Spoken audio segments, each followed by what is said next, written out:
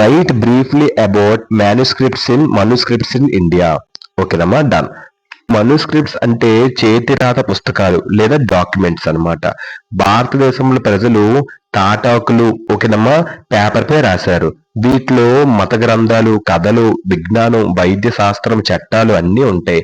సంస్కృతం, తమిళ్, ఇతర స్థానిక భాషలు అన్నీ ఉపయోగించారు. నాలెడ్జ్ ని ప్రిజర్వ్ చేసి ఉంచాయి. ఎప్పుడు ప్రింటింగ్ ఇన్వెంట్ కాకముందే. క్వశ్చన్ కి అర్థం ఇప్పుడు పాయింట్ చెప్పుకుందాం.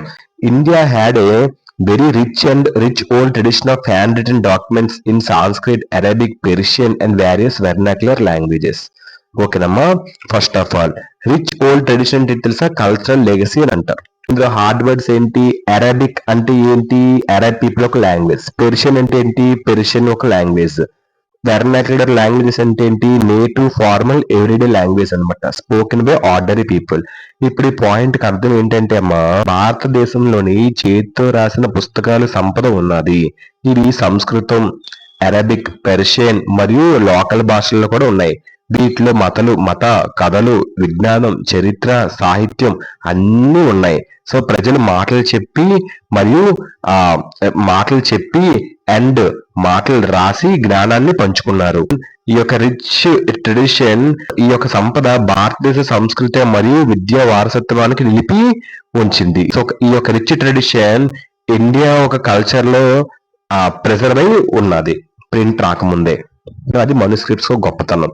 They were copied on palm leaves and hand made paper. ఒక పామ్ లీవ్స్ అంటే తాటాకులు, హ్యాండ్ మేడ్ పేపర్ అంటే చేతితో తయారు చేసిన ఒక కాగితం.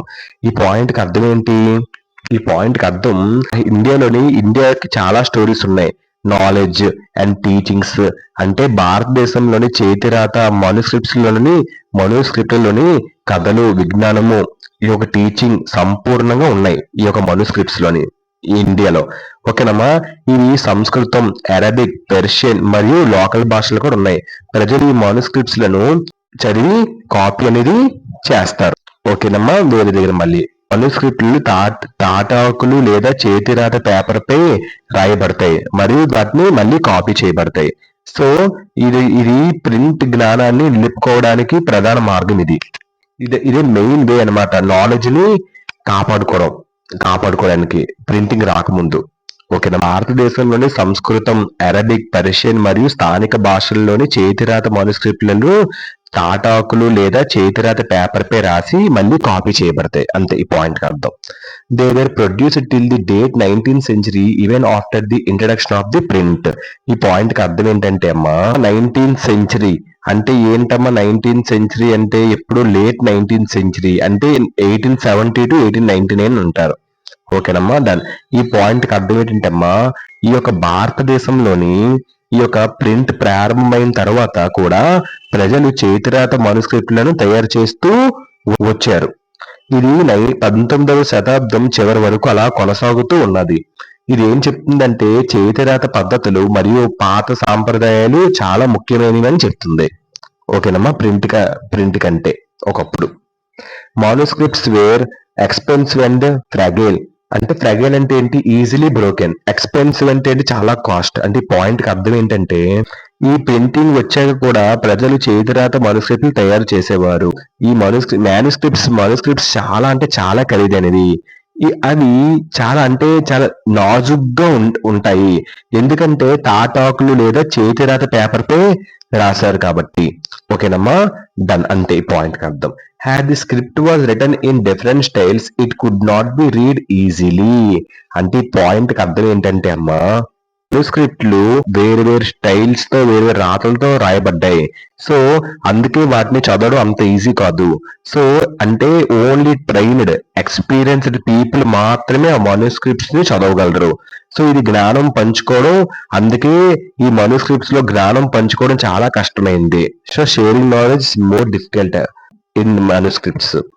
Manuscripts were not widely used in everyday life. ఈ manuscripts many different hand writing styles లో రాసేవారు.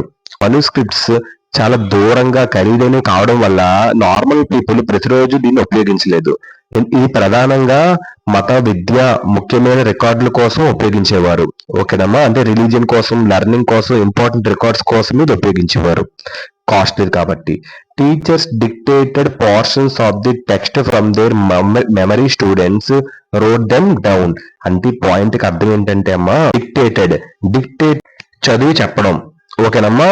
సో చదివి చెప్పడం డిక్టేటెడ్ అంటారు. అంటే పాయింట్ కి అర్థం ఏంటంటే అమ్మా, ఇన్ ఓల్డ్ టైమ్స్ టీచర్స్ ఏం చేసేవారు, గ్రంథాలని మెమరీలో ఉంచేవారు. వారు గ్రంథం చిన్న భాగాలను గట్టిగా చదివి చెప్పేవారు, ఓకేనమ్మా. చాలా గట్టిగా చిన్న చిన్న భాగాలు కూడా గ్రంథంలో చాలా గట్టిగా చదివి చెప్పేవారు. విద్యార్థులు వినడం మరియు చేతితో రాయడం ద్వారా జ్ఞానాన్ని, విద్యార్థులు ఏం చేసేవారు, వినడం మళ్ళీ మరియు చేతితో రాయడం ద్వారా జ్ఞానాన్ని చక్కగా కాపాడుకునేవారు, ప్రిజర్వ్ చేసుకునేవారు, ఓకేనమ్మా. సో ఇది ఇది ఎలా హెల్ప్ అయిందంటే నాలెడ్జ్ ని కాపాడుకోవడానికి బాగా హెల్ప్ అయింది ప్రింట్ రాకముందు కూడా, ఓకేనమ్మా. అది పాయింట్ కి అర్థం. మెమరీ స్టూడెంట్స్ అంటే ఏంటి, బాగా జ్ఞాపకం ఉన్న విద్యార్థులు. నెక్స్ట్ ఈ పాయింట్ కి అర్థం ఏంటి, last point, many students thus become literate without reading texts. Teachers ఏమొచ్చి గ్రంథ భాగాలను గుర్తుంచుకొని చదివేవారు టీచర్స్. సో విద్యార్థులు అప్పుడు వాటిని చేతితో రాసేవారు. సో ఈ యొక్క ఇదే మెయిన్ వే అన్నమాట టీచింగ్ అప్పుడు. సో ప్రింటెడ్ బుక్స్ రాకముందు, ఓకేనమ్మా. అంటే ఈ యొక్క టీచర్స్ ఏం చేసేవారు, గ్రంథ భాగాలను కూడా గుర్తుంచుకొని చదివేవారు. అప్పుడు వెంటనే విద్యార్థులు దాన్ని చేతితో రాసేవారు. ఇది ఒక మెయిన్ వే అన్నమాట టీచింగ్ బిఫోర్ ప్రింటెడ్ బుక్స్ కి. సమయంగా చదవలేకపోయేవారు అప్పట్లో ప్రింట్ రాకముందు.